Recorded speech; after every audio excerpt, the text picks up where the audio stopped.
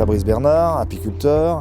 Je suis en charge des ruches de la ville de Massy, donc essentiellement le rucher qui est derrière moi, installé dans le parc Georges Brassens, qui a deux objectifs. Un, produire du miel, et il sert également de support pédagogique auprès des classes primaires de la ville. Par groupe de 10, les enfants viennent régulièrement sur le rucher. On leur donne des combinaisons des gants d'apiculteurs et on ouvre les ruches, ça leur permet de voir des abeilles tout près, donc d'ouvrir des ruches où on a 50-60 000 abeilles. Ça leur permet de découvrir un peu cet univers et c'est souvent en complément d'un cours qui est fait en classe où on présente l'abeille, le rôle de l'abeille, ses principaux bénéfices pour la nature, pour l'environnement. On explique le rôle de l'abeille dans la biodiversité, à quoi elle sert, en particulier la pollinisation, c'est-à-dire le fait qu'une grande partie de la production de fruits et légumes se fait grâce à son intervention et donc ne se ferait plus si elle n'était plus là.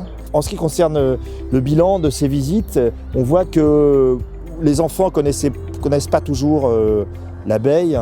Souvent, il y a une petite confusion entre l'abeille et la guêpe. Ce sont des animaux qui piquent. Pour eux, le miel, c'est souvent un pot qui est acheté en magasin. En très peu de temps, elle a vu son environnement évoluer très défavorablement, comme beaucoup d'insectes d'ailleurs.